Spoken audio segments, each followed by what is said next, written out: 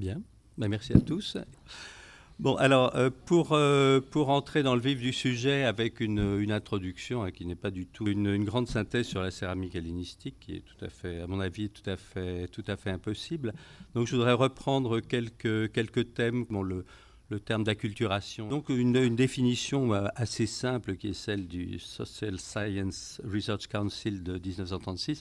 L'ensemble des phénomènes qui résultent d'un contact continu et direct entre des groupes d'individus de cultures différentes et qui entraînent des changements dans les modèles culturels originaires de l'un ou des autres groupes. Bon, c'est un concept qui a été remis en question inlassablement depuis, décliné sous des formes diverses, interculturation, métissage, créolisation, etc. Je pense qu'on ne va pas rentrer dans ces questions. Ici, à mon avis, de manière plus générale, ce qui est intéressant, important, c'est de chercher à vraiment considérer de manière globale tout ce que la céramique peut nous révéler en matière de contexte, de contact, d'échange, de transfert, de technologie ou d'autres, d'iconographie, avec toutes les implications que l'on peut donc en tirer quant à la nature et à l'évolution des sociétés concernées. Pour ce qui concerne la céramique hellénistique, alors relativement récemment, encore une fois, c'était en 2013, on peut se reporter également à une approche théorique qui a été appliquée dans le cadre du volume, enfin c'était une rencontre qui a été publiée dans les bars, dirigée par Nina Fenn et Christian Römer-Strell, Networks in the Hellenistic World, According to the Pottery in the Eastern Mediterranean and Beyond, que d'ailleurs je vais vous faire. Ouvrage donc qui accorde une place très importante à la théorie des réseaux, des networks, et vous pourrez lire donc en particulier la dernière communication qui est celle de Stefan Riedel, qui est brève mais qui synthétise bien cette question. Il faut dire tout de même que par ailleurs, tout le reste du volume relève d'approches extrêmement classiques et ne met pas véritablement en pratique cette approche et ses potentiels. Donc, dans ce cadre de cette problématique, on a choisi une époque, donc, parce qu'il fallait essayer de restreindre un peu le champ, donc l'époque hellénistique. Alors, c'est un terme qui apparemment a fait peur, qui a disparu du deuxième programme, qui avait fait peur au cours de la rédaction de la première mouture de cette école, qui effectivement recouvre des réalités très différentes, dont la plus incontestable est une réalité tout simplement chronologique, c'est la céramique de la période hellénistique. Alors c'est un choix qui a été fait pour différentes raisons.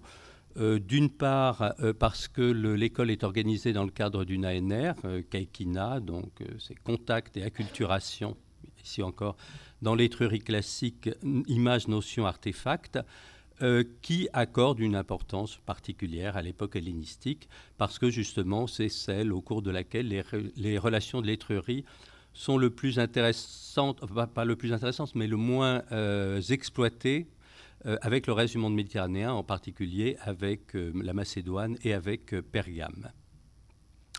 Alors on a pas mal d'études sur l'architecture, sur l'iconographie, sur la sculpture, mais on en a beaucoup moins sur la céramique de cette période. Alors, tout ça n'est pas la circulation des biens, les échanges, c'est pas du tout une nouveauté de cette époque. L'époque archaïque, il y a déjà des échanges importants entre les deux parties du monde méditerranéen et de manière assez importante la Gaule, la Germanie et tout l'intérieur de l'Europe. Mais dans le cadre de l'époque hellénistique, on a véritablement autre chose. Ce n'est pas simplement une circulation de biens de prestige. C'est véritablement la création d'une céramique cosmopolite, enfin, dont on retrouve les formes presque à l'identique d'un bout à l'autre du bassin méditerranéen, et qui est donc privilégiée pour l'étude des témoignages d'acculturation et de transfert. Troisième point pour lequel l'époque hellénistique nous semblait intéressante, c'est qu'il s'agissait de combler une lacune dans la mesure où si pour la Méditerranée orientale, les recherches sont relativement avancées, on manque beaucoup encore de jalons pour la Méditerranée occidentale et surtout d'études qui engloberaient dans une même vision l'Italie, la Gaule ou la péninsule ibérique. Voilà, alors le monde hellénistique, trois mots pour rappeler ce en quoi il consiste. Donc la création du terme, c'est Johann Gustav Droysen, donc au milieu du XIXe siècle, qui l'a créé, dans un sens qui est assez différent de celui qu'on emploie maintenant. Pour lui, l'hellénistique, c'était véritablement le témoignage du rayonnement de la Grèce à cette époque et d'une sorte d'empire grec d'époque hellénistique, ce qui n'est plus du tout la vision actuelle, qui est au contraire celle d'échanges qui vont dans des directions très, très différentes. Mais le terme est resté, avec d'ailleurs, selon les époques, des vicissitudes différentes. Pendant longtemps, on a considéré, et certains considèrent encore, notamment en Italie, que la période hellénistique est une grande période de déclin qui n'est pas du tout intéressante, ce qui est quand même démenti, entre autres, par la richesse extraordinaire des sites d'époque hellénistique en Étrurie et de la plupart d'ailleurs des régions qui bordent la Méditerranée. Bon, du point de vue des jalons chronologiques, les traditionnels, c'est la mort d'Alexandre 323 et celle de Cléopâtre en 30. Donc en Italie, on est à des époques qu'on appelle médio-républicaines et tardo-républicaines, donc fin du 4e, 1er siècle. Et ici en Gaule, entre l'Athènes 1 finale et l'Athènes 3, donc entre 320 et 30 environ.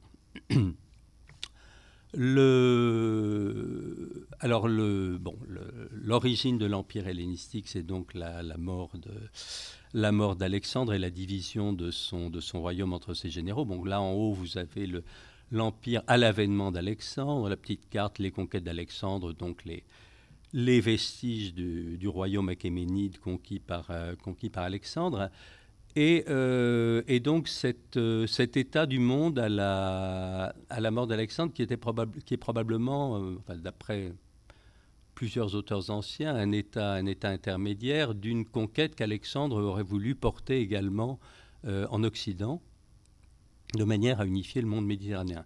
Ce qui ne s'est pas produit à cause de sa mort prématurée, mais qui s'est produit quelques siècles plus tard avec la conquête progressive par Rome de l'ensemble de la Méditerranée. C'est la carte que vous voyez en bas, avec le monde romain à la mort de César. Donc il y manque encore l'Égypte, mais après Actium et sous Auguste, donc la Méditerranée entière sera unifiée, avec là aussi des conséquences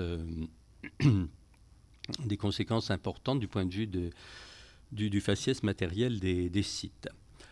Pendant toute l'époque hellénistique, alors c'est à la fois une période de grand morcellement. Bon, il y a les grandes catégories, les Antigonides, les Lagides, les Séleucides en Macédoine, en Égypte, en Syrie. Il y a des petits royaumes comme le royaume de Pergame ou des villes indépendantes, des ports francs comme le seront Rhodes ou Délos, qui vont assurer une fonction de plaque tournante très importante dans la Méditerranée. Une période donc qui est celle d'une extrême diversité politique de fait.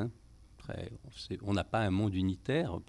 Jusqu'à la conquête romaine de la Méditerranée, on a toute une série, un morcellement qui est assez extrême, mais un certain nombre de points communs, donc l'usage de la langue grecque dans la plupart de ces sites, et puis un réseau de monarques et d'aristocrates qui vont créer qui partagent des valeurs similaires et fortunés, dotés d'un goût prononcé pour les œuvres d'art, qui vont créer toute une émulation auprès des classes moyennes et susciter, ça on le verra aussi avec certaines catégories d'objets, susciter des répliques d'objets de luxe sous des formes beaucoup plus accessibles.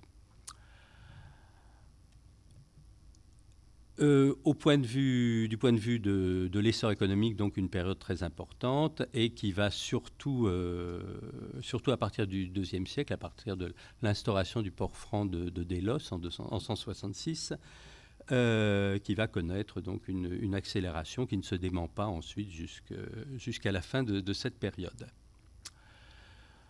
Sur le versant occidental de la Méditerranée, qui est celui qui nous intéresse ici plus particulièrement, au cours de cette période, les conflits qui sont susceptibles eux aussi de brasser les populations, de faire circuler les idées, ne manquent pas. Les vagues d'invasion celtique en Italie, la prise de Rome, les 3 guerres puniques entre 264 et 146, la conquête par Rome de l'Hispanie en 197, et celle de la Narbonnaise en 125, et puis finalement la guerre des Gaules en 58 et 50 sont autant d'événements qui ont mis en contact les populations et qui ont certainement fait évoluer aussi les ensembles céramiques.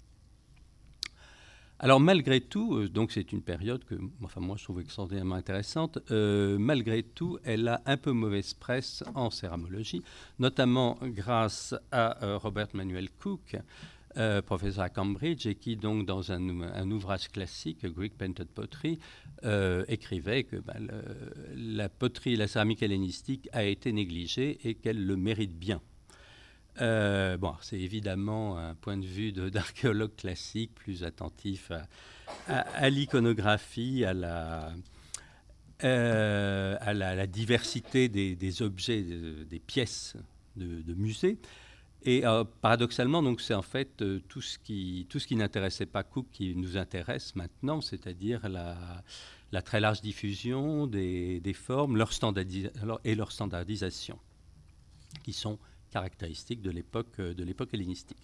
Bon, heureusement, depuis Cook et même avant Cook, tout le monde n'était pas de cet avis.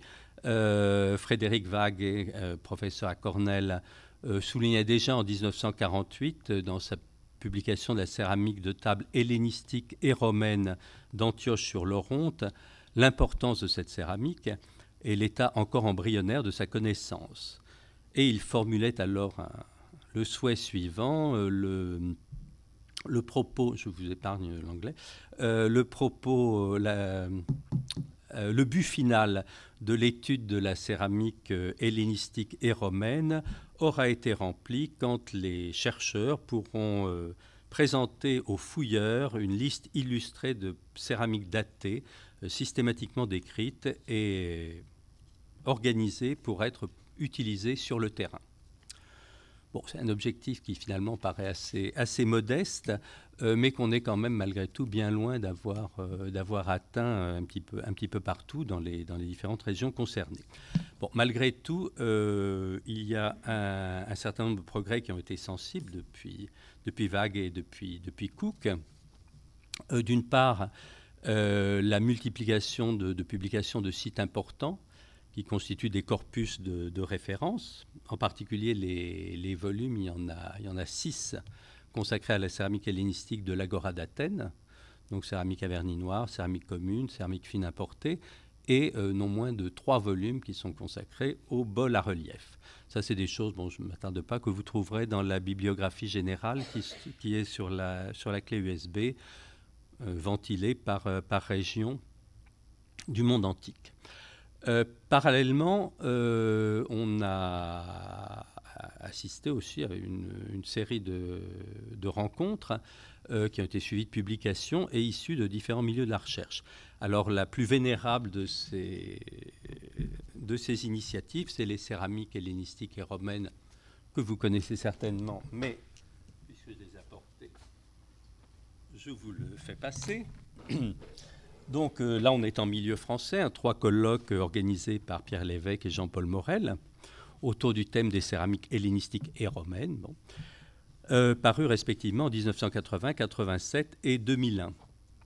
Bon, Pierre Lévesque est mort en 2004, la série a été interrompue depuis et a priori personne n'a l'intention de reprendre cette initiative, ce qui est un peu dommage et ce qui pourrait peut-être être proposé.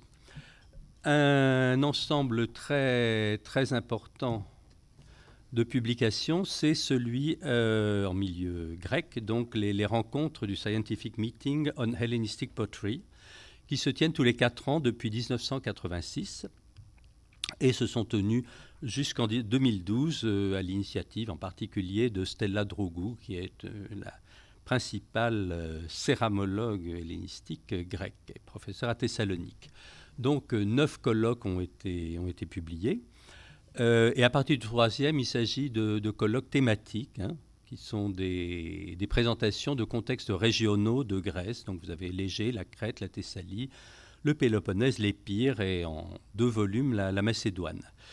Alors je ne sais pas exactement ce qu'il y en a, mais enfin depuis 2012, je ne pense pas qu'un nouveau colloque ait été organisé. Donc est-ce que c'est les difficultés actuelles de la Grèce qui l'expliquent? Toujours est-il que là, on marque un peu le pas. Alors heureusement, le relais est pris là aussi par une nouvelle initiative de milieu international depuis 2011. Donc c'est la constitution, alors j'ai un peu de mal à le prononcer, c'est la Yarpothup,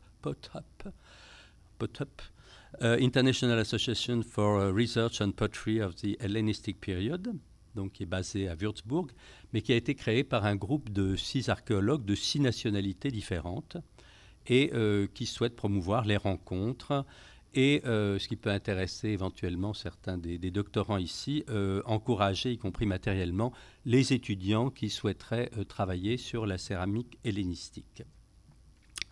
Et le groupe s'est créé à la faveur du colloque Networks in the Hellenistic World, dont je vous ai fait passer le volume, qui s'est tenu à Cologne et à Bonn en février 2011. Et il a organisé à Lyon, vous voyez sur cette dia, un colloque qui porte sur la vie quotidienne dans un monde cosmopolite. La prochaine rencontre aura lieu en 2017 à Castella, en Croatie, avec un titre que personnellement je trouve un peu mystérieux, mais je pense qu'on doit pouvoir l'expliquer. Ça s'appelle « Exploring the Neighborhood, the Role of Ceramics in Understanding Place in the Hellenistic World ». Donc tout ça a tout de même fait avancer les choses, mais de manière un peu anarchique. Et on est loin de posséder partout les outils simples et performants dont souhaitait disposer Wage en 1948. L'approche traditionnelle de la céramique, donc constitution de typologie, élaboration de datation, localisation d'ateliers, constitue donc toujours aujourd'hui une priorité absolue, dirais-je, qui est peut-être plus facile maintenant à mettre en œuvre grâce à 2 types d'outils relativement nouveaux et de toute façon en expansion assez rapide. Donc les outils informatiques dont nous parlera vendredi dans la matinée Josek Wilczek, du dessin automatique à l'identification des formes en 3D, et les outils archéométriques dont nous entendrons parler donc demain après-midi par Claudio Capelli, Provenance et technique, la contribution de l'archéomètre. Alors bien sûr, classer, dater, localiser, ça n'est pas une fin en soi, c'est pas forcément ce qu'il y a de plus excitant, mais enfin c'est tout de même le socle sur lequel, après, on peut fonder des analyses, qui soient anthropologiques, sociologiques, économiques, qui soient fondées, et qu'actuellement on peut tout de même, à mon sens, difficilement mener sur la plupart des sites, sauf à mettre la charrue avant les bœufs. Compte tenu donc de ce contexte de la céramologie hellénistique, je pense qu'il y a 2 buts qu'on pourrait se fixer dans le cadre de cette école.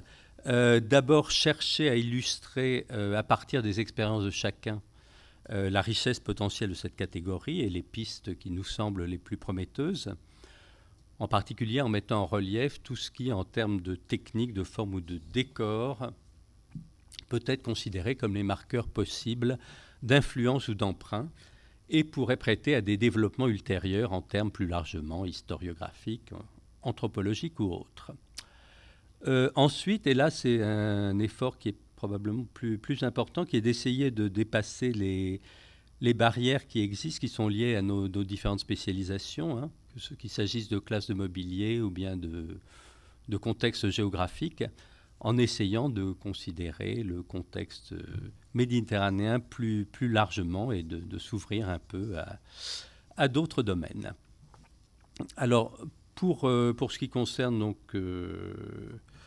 l'Italie, alors l'Italie a une position très intéressante de plaque tournante. Donc là, vous la voyez comme la voyaient les anciens, donc avec une mer supérieure qui est la mer Tyrrhénienne et une mer inférieure qui est l'Adriatique.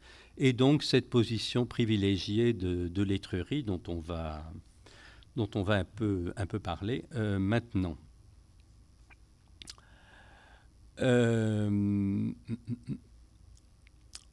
Donc, Étrurie qui est en contact à la fois avec les colonies grecques de Sicile et du sud de la Gaule, avec Carthage et le monde punique en Sicile là aussi, et en Sardaigne. Donc l'Italie, c'est un fait, elle est vraiment au cœur des échanges méditerranéens. On pourrait se poser la question pour la culture latinienne, mais je pense que justement la culture latinienne présente par rapport à tout ce qui se passe en Italie un intérêt particulier, puisque les traits culturels de base sont bien affirmés par rapport à ceux du monde méditerranéen. Et que finalement, le monde laténien a tout de même une large façade ouvrant sur la Méditerranée, pratiquement du Roussillon à l'Adriatique, et le long de laquelle elle était en contact avec des populations ibériques, grecques ou ligures. Dans ce cadre, donc, ce n'est pas seulement les présences ou les signes d'influence, de contact, d'échange, de transfert qui peuvent être intéressantes, mais aussi les absences qui peuvent être significatives. Et on peut s'interroger sur les raisons qui ont pu pousser une région ou un site en particulier à rester partiellement ou complètement à l'écart du mouvement de cosmopolitisation, si on peut l'appeler ainsi, du monde hellénistique, qui s'exercera donc de manière toujours plus profonde avec les différentes étapes de la conquête romaine et que l'on peut considérer comme abouti dans une certaine mesure au début de l'époque impériale. Les grandes catégories de céramique présentes à cette époque, alors donc on ne va pas parler de tout le monde méditerranéen, moi je vais vous présenter uniquement ce qui est mon petit domaine de connaissances pour avoir également peut-être de votre part des retours ou des échos. Le territoire dont je vous présenterai des témoignages, c'est celui de l'Étrurie classique, donc entre le Tibre et l'Arno, et le site de Mousarna. Donc vous avez vu qu'il y a plusieurs Mousarniens dans cette salle qui s'occupent de différentes catégories, céramique commune, céramique à parois fines, lampes. Et le site de Mousarna se trouve près de Tarquinia, donc à une centaine de kilomètres au nord de Rome.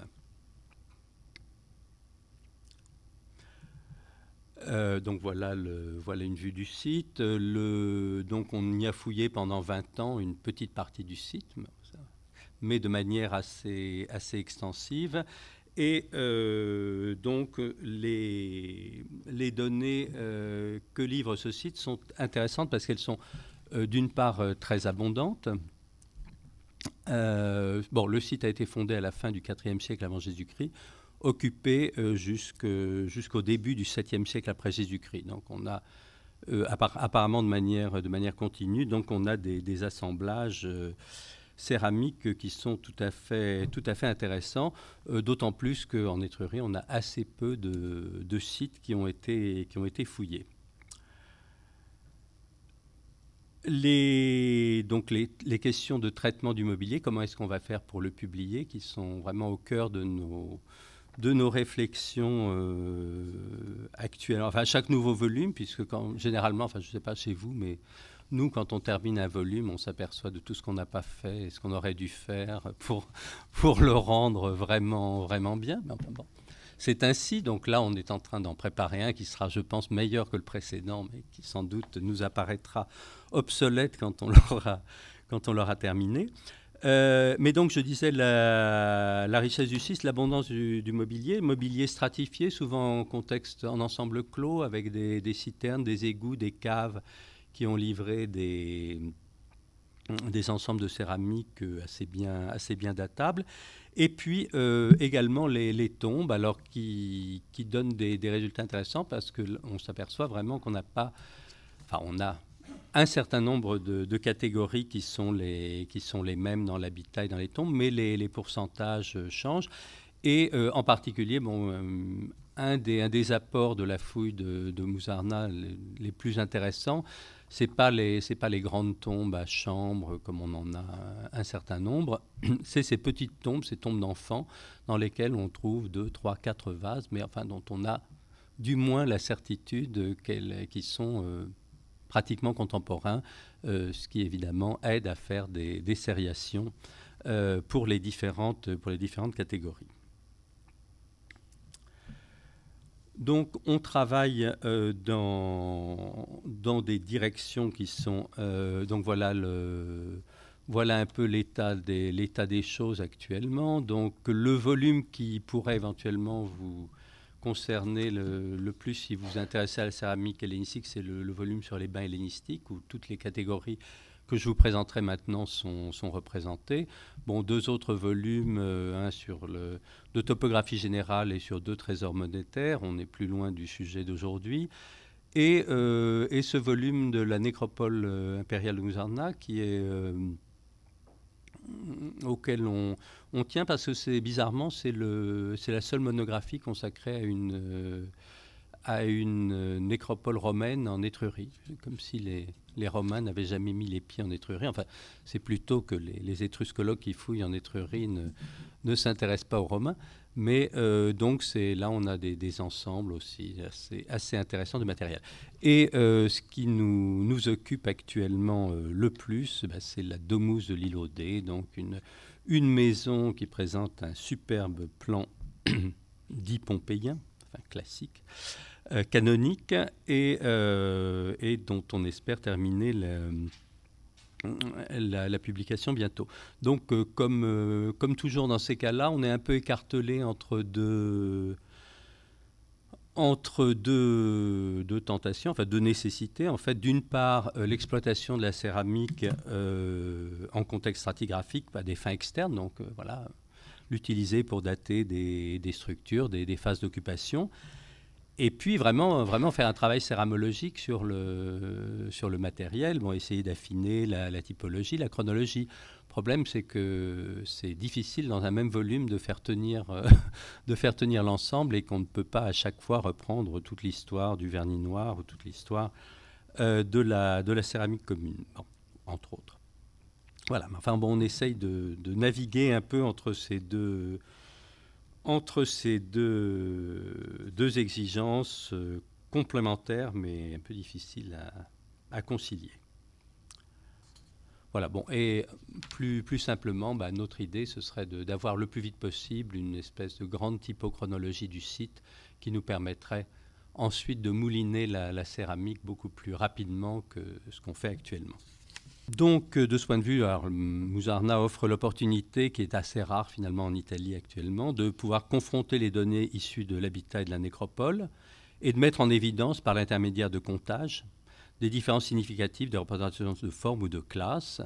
Par exemple, si on revient aux tombes, par exemple en forme, on n'en trouve pas pratiquement pas dans les tombes.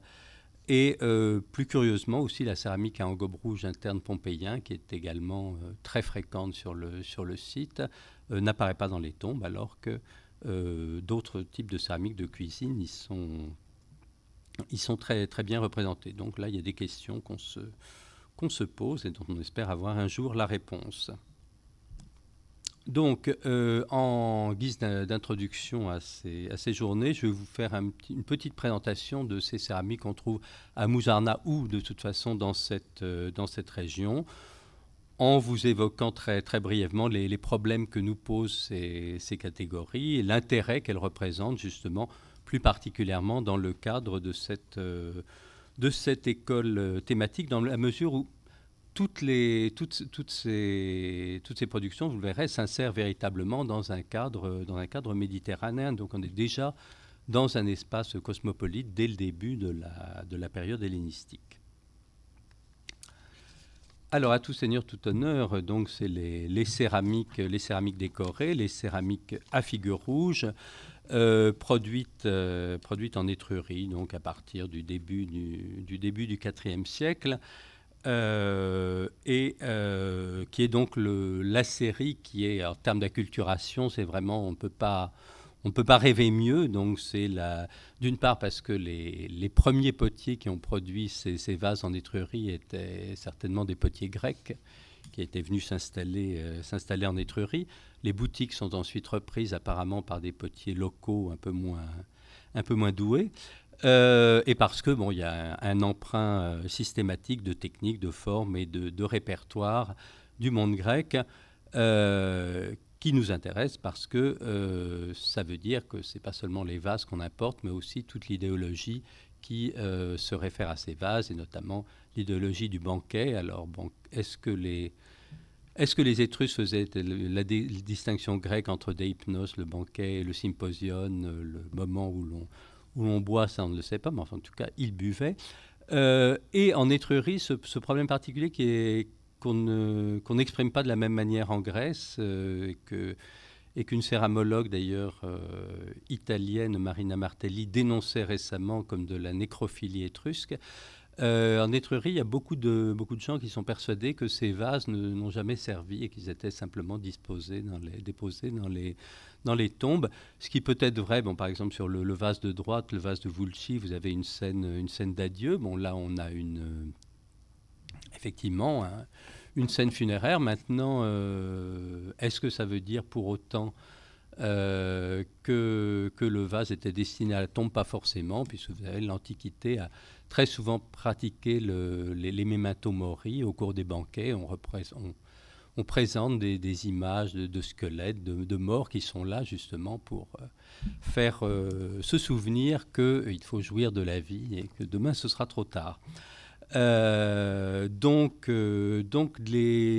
la difficulté de ces catégories, justement, en termes d'interprétation iconographique, c'est une interprétation trop mécanique, trop moderne de ces scènes, qui n'est peut-être pas la bonne.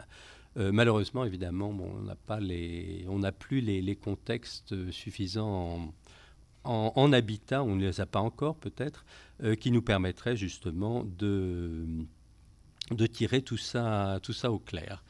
C'est évidemment l'autre intérêt de cette catégorie, c'est que vous voyez, c'est très complexe au niveau de la forme, au niveau du décor, de la décoration principale, de la décoration secondaire.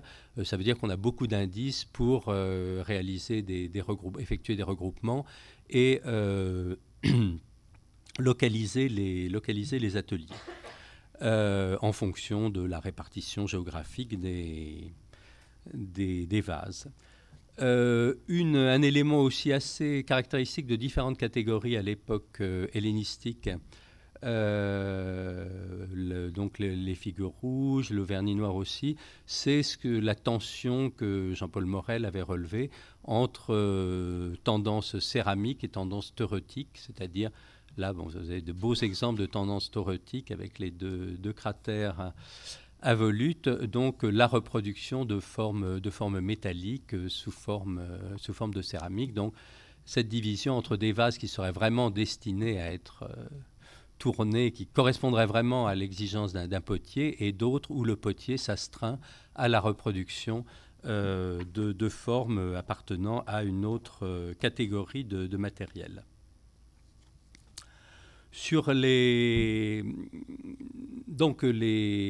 On arrive avec ça assez bien à déterminer les passages d'artistes, d'artisans, d'un site de production à un autre. Il y en a 5 ou 6 qui sont connus en Étrurie, aucun atelier, absolument. Donc on fonctionne vraiment sur les cartes de répartition.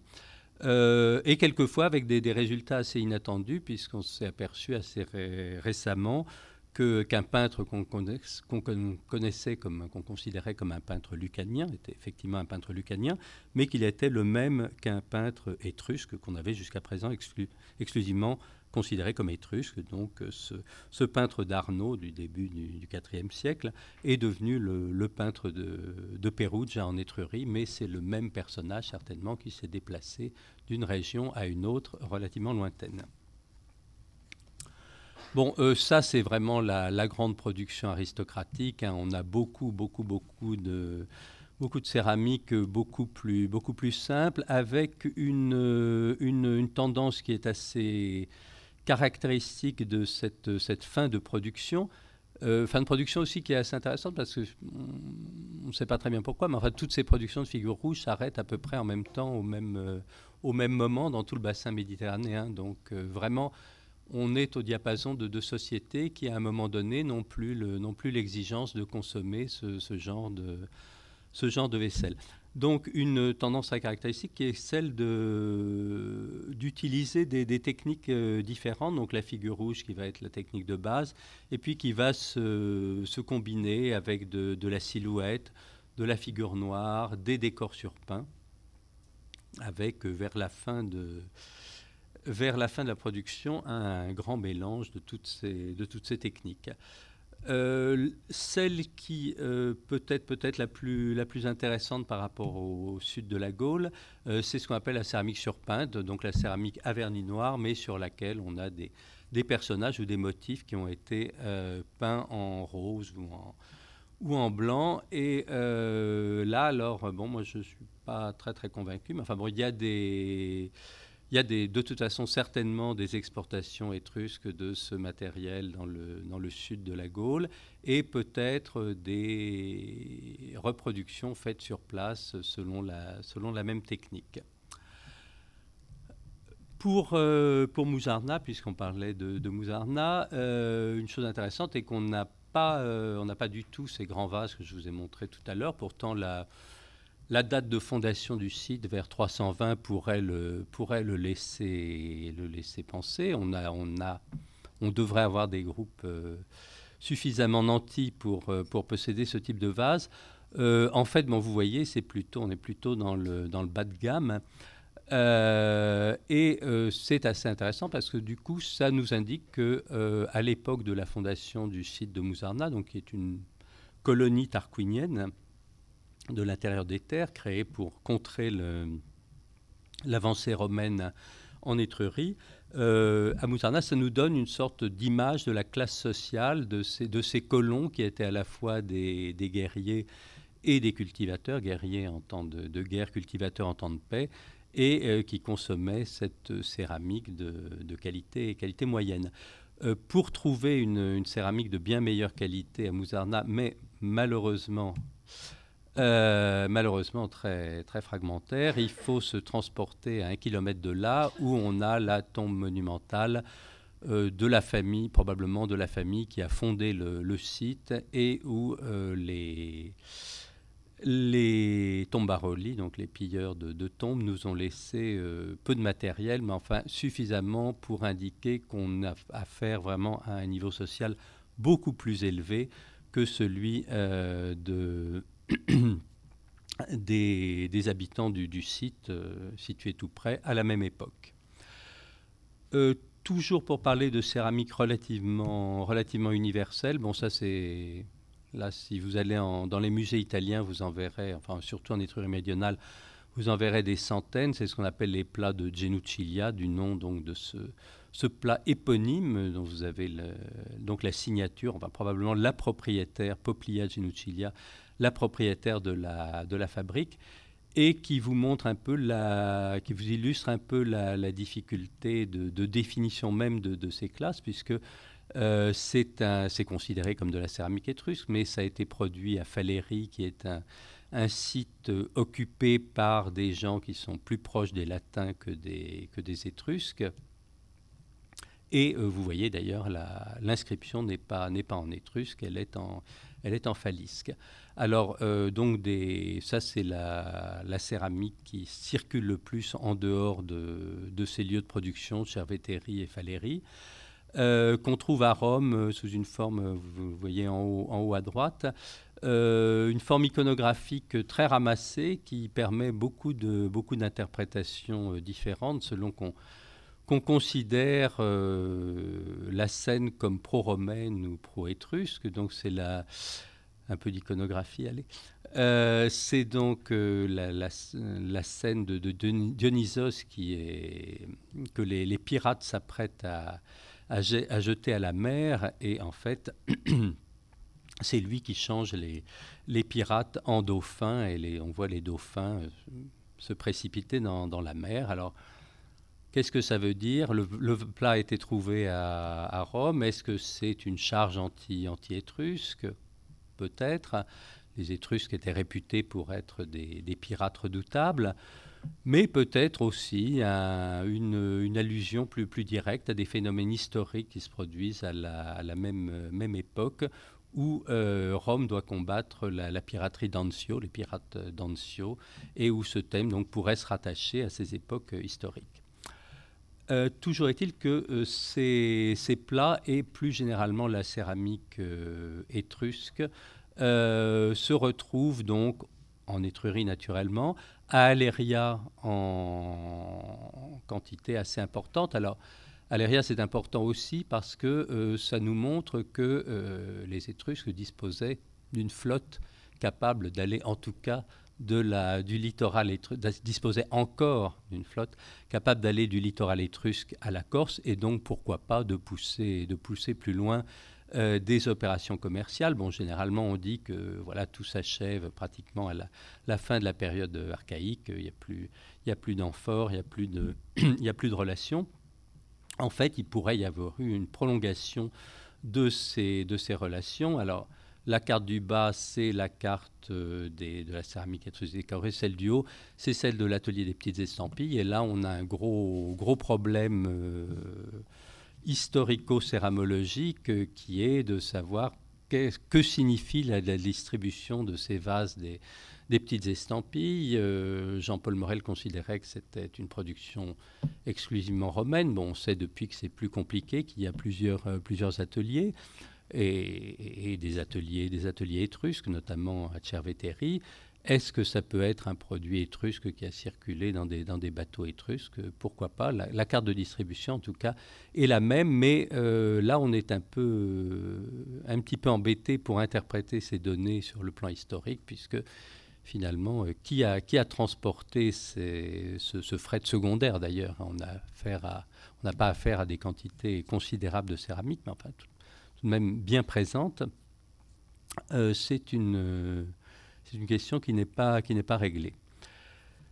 Deuxième catégorie, alors là on est un peu dans l'anecdote, parce que c'est tout de même rare, mais enfin c'est tellement hellénistique et ça correspond à tellement de choses dans d'autres domaines que je vous les montre. Donc c'est ce qu'on appelle la céramique argentée, qui a été produite dans différents centres, dans 3 centres principaux en Étrurie, avec donc c'est l'apothéose du style tauretique, avec très surchargé, avec des appliques, et tout ça étant entièrement argenté, voire doré quelquefois, de manière à donner vraiment l'impression du métal. Là aussi, c'est un style de céramique qu'on retrouve aussi en Italie du Sud, donc quelque chose qui n'est pas du tout limité à l'Étrurie. Alors ça pose tout de même là aussi des problèmes historiques intéressants, c'est-à-dire à partir de quel moment est-ce qu'on commence à substituer les vases de métal, de bronze, d'argent par ce type de céramique. Est-ce que c'est... Alors beaucoup d'entre eux sont inutilisables. Ils ont des fonds percés. De même que certains objets qui sont fabriqués de la même manière, on a des strigiles en céramique qui sont aussi évidemment totalement inutilisables. Donc est-ce qu'on a affaire à une production en liaison avec des lois somptuaires comme celles qui existaient à Rome? À un certain moment, on limite la quantité des dépôts de matériaux précieux dans les tombes. Dans le cas de Volsini, on aurait aussi une autre explication, c'est que la ville qui était la grande métropole des Étrusques, Velsna, d'une richesse tout à fait extraordinaire, a été entièrement détruite par les Romains en 264, et que c'est apparemment après la destruction de Velsna et la déportation de ses habitants à Bolsena qu'on voit apparaître et se développer ces céramiques. Donc là, peut-être, on a une réponse à un appauvrissement brutal d'une population. On passe à la céramique à vernis noir, bon, qui est donc pour cette époque la céramique universelle par excellence. On continue à utiliser aujourd'hui les grandes catégories de l'Ambolia de 1952, sa classification préliminaire, ce qui est un peu compliqué parce que quand même il y a beaucoup de choses qui n'entrent pas dans cette classification préliminaire et qui entrent dans des groupes au contour assez indéfinis de BOI, de cercles de la campanienne B, etc. Bon. Donc, catégorie intéressante puisque vraiment elle correspond à toutes les fonctions possibles, enfin bon, sauf peut-être le stockage et encore, donc la table, vaisselle de table, manger, boire et présenter. Et là, pour ce qui nous concerne, nous, on a quand même un gros problème de typologie qui est lié à la difficulté de la tâche, donc due à la multiplicité des ateliers. Enfin, il y a pratiquement un atelier de céramique à vernis noir dans chaque site italien. Et donc, de très très gros problèmes pour dater et localiser les productions. Alors bon, évidemment, on a la somme de Jean-Paul Morel, qui est un ouvrage assez extraordinaire, une source de référence formidable, mais enfin qui ne nous donne pas non plus les clés de datation ni de localisation de ce qu'on trouve. En fait, dans ce secteur, il me semble que on devrait repartir d'études de sites précis pour remonter petit à petit à quelque chose qui serait plus général. Alors c'est ce qu'a proposé Francesca Serra-Ridgway en 1996 pour le vernis noir de Tarquinia, qui est encore la typologie qui pour nous fonctionne le mieux, d'autant plus qu'elle est associée à des fiches qui sont quand même très, très précises et très, très détaillées avec une bibliographie. Le problème, c'est que c'est une typologie à un seul niveau, donc on a à mon avis, elle pourrait être synthétisée, le premier niveau pourrait être synthétisé de manière à mieux faire apparaître des formes spécifiques en fonction aussi de leur fonction. Et on manque ensuite d'un deuxième niveau qui serait celui des différentes déclinaisons des formes. Un autre problème de cette classe, c'est notre ignorance assez massive tout de même des estampilles, puisque, bon là ce sont celles de Bolsena, j'aurais pu vous donner d'autres exemples. Vous savez que Jean-Paul Morel devait faire paraître un second volume sur les décors de la céramique campanienne, qui n'est jamais paru, qui, je pense, ne paraîtra jamais.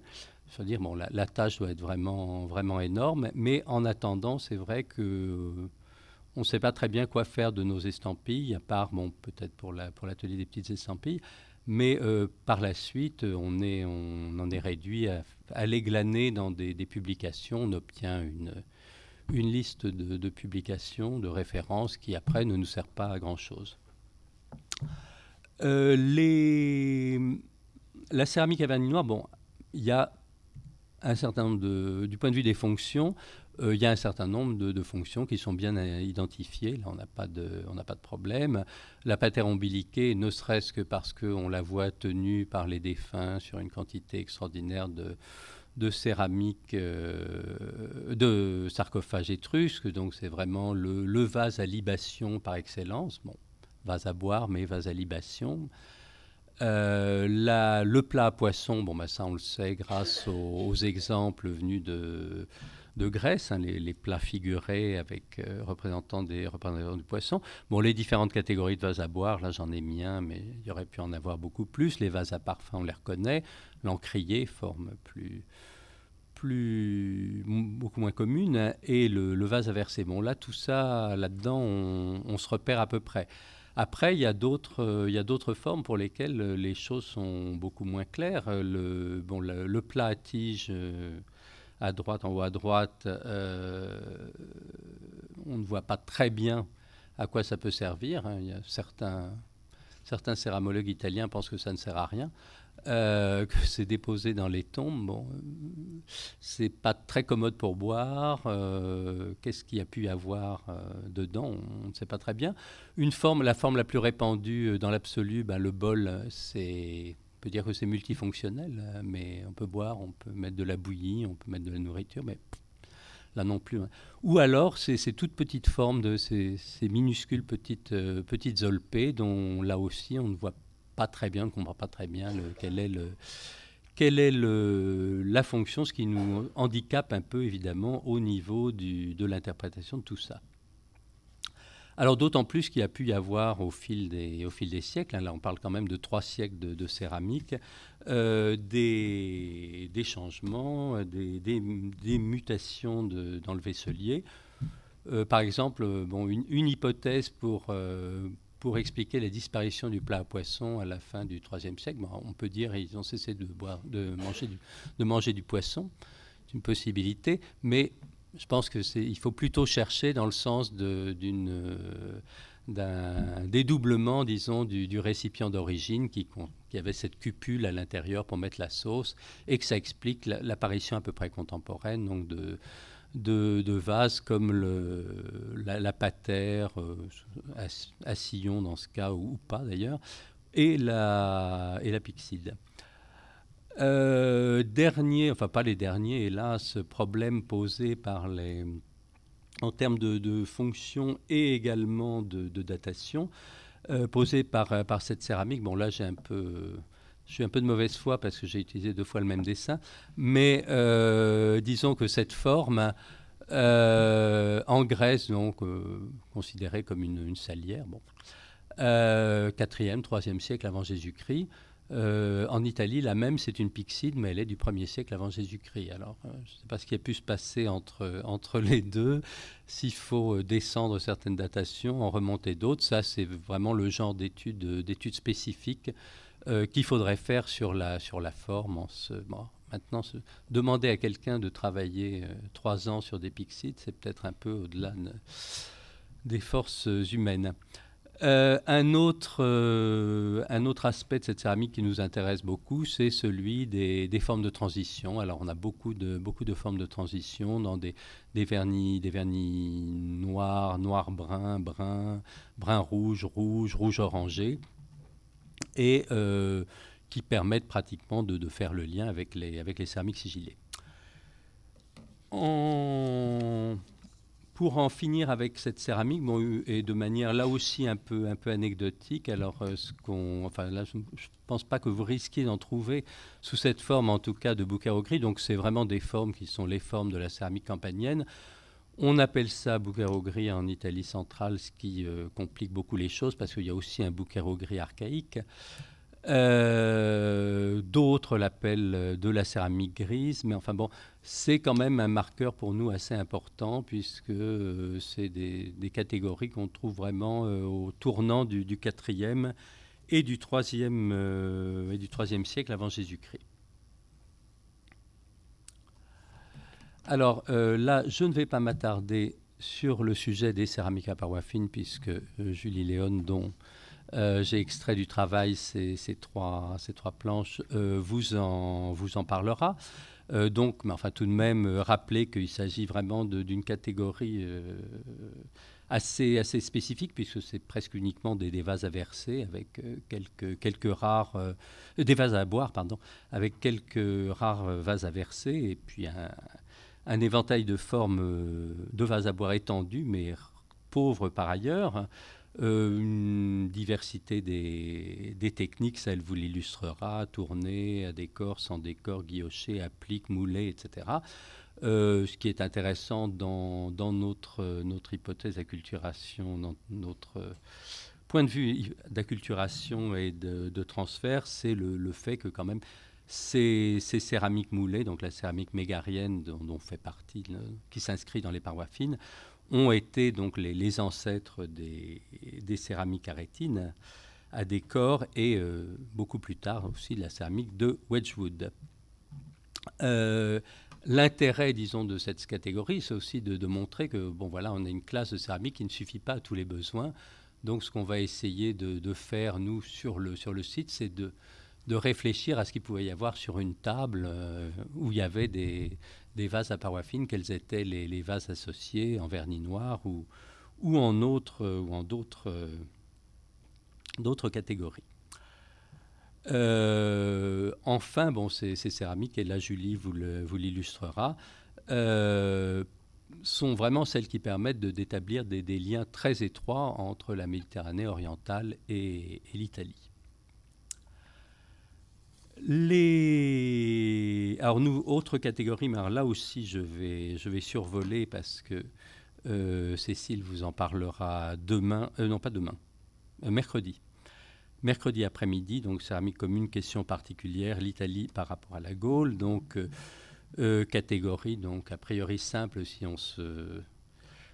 on se limite à la diviser en d'épurée ou grossière, en fait, assez compliquée, un peu décourageante, il faut bien le dire, par son caractère légèrement répétitif et son abondance, enfin dont tu tires des choses remarquables, et qui exige donc des solutions d'inventaire, de comptage, de classement, qui sont peut-être pas spécifiques, mais enfin qui doivent être particulièrement systématiques dans son centre. Bon, il faut quand même rappeler que c'est quand même plus encore que la céramique à vernis noir, la céramique qui nous apporte des informations sur les pratiques culinaires et leur évolution. Bon, il faut rappeler quand même le travail, en particulier le travail de Michel Batz sur la céramique d'Olbia en Provence, donc entre 350 et 50 avant Jésus-Christ, qui est d'autant plus remarquable, ce qui est un peu déprimant quand on fait des efforts pour fouiller en stratigraphie, et son étude a été faite à partir des lots de mobilier complètement extraits de leur contexte, mais enfin qui a tout de même pu dégager les différences entre l'évolution de la cuisine grecque des colons d'Olbia, donc cuisine à l'huile, céréales, légumineuses, poissons, etc. L'influence italique, la Grèce, les bouillies, et puis petit à petit l'établissement donc d'un vaisselier commun pour des cuisines communes. Donc moi je me suis limité ici à retenir trois de mes formes favorites, enfin, mes trois formes favorites. D'une part, la gargoulette, parce que la gargoulette c'est absolument extraordinaire puisqu'on l'a vraiment partout en Méditerranée et à toutes les époques. Bon, alors ça tombe bien, on sait à quoi ça sert et apparemment ça a servi toujours à la même chose partout. Bon, on en a à Mouzarna, il y en a. Enfin, bon. Une autre forme intéressante, c'est le clibanus. Alors là, je ne sais pas, vous nous direz jusqu'où le clibanus pénètre à l'intérieur de la Gaule, s'il y pénètre. Alors le clibanus, là j'ai retenu aussi ces dessins modernes en dessous parce que dans la littérature archéologique, bon, le clibanus, on fait cuire des galettes sur une pierre réfractaire. En fait, les clibani modernes, qui sont exactement les mêmes que les anciens, avec toujours cette collerette sur laquelle on pose des braises, sont considérés aussi comme des vases sous lesquels on peut faire cuire un poulet ou faire bouillir de l'eau, ce qui change évidemment un peu le sens qu'on va donner à la présence de ce vase, si on admet que finalement, ça n'est pas une utilisation unique.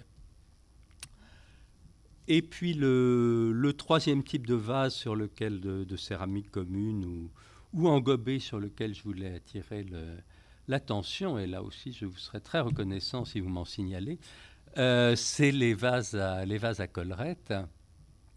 Donc on trouve dans différentes régions. Donc là je vous ai mis un vase ibérique du 3e avant, un vase étrusque du 3e avant. Bon, alors évidemment, ni l'un ni l'autre, dans un cas comme dans l'autre, on ne peut pas expliquer à quoi servait la forme et surtout à quoi servait la collerette. Donc en Étrurie, comme on est dans un monde qui ne pense que par le funéraire, on a dit immédiatement que c'était un vase bizarre et que donc c'était un vase rituel, une espèce d'urne dans laquelle on mettait les cendres. Et effectivement, on a trouvé des cendres dans ce type de vase, mais comme on a trouvé des cendres dans toutes sortes de types de vases, donc en fait, ça ne prouve pas grand-chose. Alors la réponse, point d'interrogation, parce que là aussi il faut se méfier un peu, vient donc d'exemples ethno-archéologiques de deux régions distinctes, qui sont le Portugal et la Crète, où il s'agit de vases traditionnels tout à fait courants, enfin jusqu'à une date, jusqu'à il y a quelques décennies, parce que maintenant on n'en fabrique plus beaucoup, qui sont donc les vases à conserver le miel, la collerette donc servant à mettre de l'eau pour éviter que les fourmis n'entrent à l'intérieur du vase. Donc c'est une solution simple et qui, ce qui est un peu troublant en fait, aboutit à la création de vases qui peuvent être finalement assez semblables dans des régions ou à des époques complètement différentes, mais uniquement parce que les nécessités fonctionnelles sont les mêmes. Voilà, alors donc on pourrait être tenté, par exemple, je ne sais pas, de chercher s'il n'y a pas un Portugais, apparemment les attestations portugaises sont un petit peu plus anciennes, un Portugais qui a fait naufrage en Crète et qui a... Enfin, apparemment, on a quand même affaire à deux productions qui n'ont rien à voir, mais qui, à la fin, ont à peu près le même système. Bon, alors, alors là, j'ai un peu honte parce que ça, c'est le potier, donc le dernier potier qui fabrique ce type de vase à Margarites, donc dans le centre de la Crète. Et donc, je lui avais demandé de me faire un vase étrusque. Donc, la différence il n'y a pratiquement pas de différence entre le vase crétois et le vase étrusque, à part la position des anses. Les anses sont verticales sur le vase crétois et elles sont horizontales sur le vase étrusque. Donc, il m'a fait un vase comme ça, et puis j'ai présenté dans un PowerPoint qui a circulé. Et donc après, j'ai vu publier dans une revue portugaise où il est dit que c'est un potemelero de Época Moderna de Creta. Donc c'est présenté maintenant comme un vase crétois, enfin bon, ce qui quand même complique beaucoup ce vase malencontreusement publié maintenant comme un vase crétois. Et puis ouais, bah, enfin bon, moi je suis assez convaincu que les vases antiques sont des vases à miel. Mais enfin... Bon, tant qu'on n'a pas la preuve, et apparemment la preuve est très difficile, sinon impossible à apporter actuellement par des analyses de contenu, puisqu'on a beaucoup de peine à mettre en évidence le sucre. Donc ce vase de Ouarzazate est là pour nous rappeler qu'il faut faire attention, puisque donc c'est là aussi un vase à collerette, mais avec une fonction qui est complètement différente, puisque c'est un vase à rafraîchir la menthe. Donc là, on met de l'eau également dans la collerette, toujours de l'eau, mais pour conserver la menthe fraîche. Bon, donc là, on a vu les catégories principales de ce à quoi nous avons, nous, affaire à Mouzarna. Et maintenant, très rapidement, bon, bah, quelques catégories juste pour mémoire. Donc, alors, une catégorie mal aimée, c'est celle des dolias. Alors, je ne sais plus, Cécile, si tu considères les dolias ou pas vraiment, parce que on est vraiment un peu en... Alors, ça embête tout le monde, les dolias, parce que c'est très encombrant, c'est lourd, ça se recolle pas. On les retrouve généralement des années après. Alors, c'est un peu dommage parce que du coup, on n'a pas on manque de prise sur tout ce qui pourrait être éventuellement, peut-être, une typologie du dolia. Bon, avec une aide qui nous vient quelquefois de timbres. Et là, vous voyez que le monde étrusque aussi a timbré les dolias, et que là, donc, on peut préciser les circonstances, l'environnement de la production. À un vase particulier, donc là aussi, je suis curieux de savoir si la Gaule en était friand, enfin était friand de son contenu. C'est le glirarium, donc qui est une variété une variété de dolium qui est donc un vase à loir dans lequel donc, on élevait ces animaux réputés pour leur chair. Donc si un jour vous trouvez ces éléments caractéristiques, ces panses percées, ces pistes de course des loirs pour qu'ils restent en forme, signalez-les-nous, ça nous intéresse car on a ça donc dès l'époque républicaine à Mouzarna et à l'époque impériale aussi. Autre catégorie, bon, en présence de Fabienne, je ne la présenterai pas, qui est demain donc d'une rive à l'autre les enfers, l'amphore c'est les autres, de l'Italie, de l'Italie. Juste bah, des petits exemples de Mouzarna. Donc Mouzarna qui est où quand même il y a des choses qui sont intéressantes. Bon, on est dans un site qui est, bon, il faut dire quand même que c'est un site mineur, qui est à une quarantaine de kilomètres à l'intérieur des terres, mais où on a un répertoire d'amphores qui est pratiquement, enfin c'est toutes les amphores de Méditerranée qui sont arrivées jusque-là, donc notamment beaucoup d'amphores puniques, enfin de type punique. Et c'est un site aussi où on observe la reproduction de type universel, entre guillemets, dans des pâtes locales, donc des dresselles de 4, des gréco-italiques, et donc d'une production alors, dont on ne sait pas très bien si elle est véritablement locale musarnienne ou plus largement attestée. Là encore, on est vraiment tributaire de l'absence de publication de contexte d'habitat dans ce secteur de l'Italie. C'est un très très gros handicap. Et nos amphores présentent aussi des timbres, mais qui sont, eux, des timbres romains. On n'en a pas d'étrusques. Donc les vases qu'on ne peut plus appeler maintenant les vases à parfum, mais enfin qu'on appelait vases à parfum jusqu'à une date récente, qui sont eux aussi alors vraiment un exemple de catégorie universelle d'un bout à l'autre de la Méditerranée. Les formes sont véritablement les mêmes. Dominique Frère vous en parlera donc jeudi après-midi. Du point de vue de l'intérêt essentiel que présentent ces vases qu'on peut trouver alors dans les tombes en quantité considérable.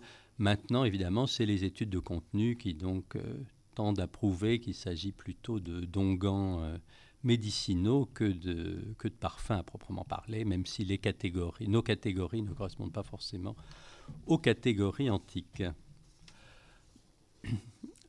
Pour être à peu près complet, les vases plastiques, j'ai mis 3 exemples, ça part dans tous les sens, les vases plastiques, mais enfin, comme catégorie hellénistique, c'est intéressant parce qu'il y a une utilisation de techniques différentes pour le même vase, donc le moulage, la figure rouge, la figure noire. Mais enfin, c'est des cas, c'est assez rare en contexte. C'est plutôt de la céramique de musée, généralement, et surtout de tombes. Et puis, pour finir, Lucie, évidemment, les lampes. Les lampes avec donc les questions sur ces cartes donc un peu anciennes. Je ne sais pas si on en a produit de nouvelles et de plus convaincantes depuis, mais enfin qui nous montrent quand même que certaines lampes italiques ont eu une diffusion très importante à l'intérieur de la Gaule, en Germanie, et très très haut vers le nord. Donc ça aussi, c'est des choses qui seront intéressantes à voir, les techniques qui sont intéressantes à voir, les techniques d'éclairage. Qu'est-ce que ça nous dit du monde lathénien aussi, l'absence ou la présence de ces lampes ou leur remplacement par d'autres types. En Étrurie, on est condamné à la lampe sud-étrusque pratiquement pour cette époque, donc presque. troisième, premier siècle. Donc c'est ce type-là qui entretient lui aussi alors des relations étroites avec d'autres lampes à vernis noir de Méditerranée. Bon, voilà un petit peu ce que je voulais vous présenter pour ce qui concerne le versant italien. Donc, vous avez vu, la route n'est pas linéaire pour parvenir, pas comme celle de Musarna, pour parvenir vraiment à disposer de tous les éléments dont on voudrait pouvoir disposer. Mais enfin, c'est bien déjà d'avancer dans différentes directions. Au cours de ces journées, on aura donc des interventions sur des catégories spécifiques, donc je les ai déjà mentionnées précédemment.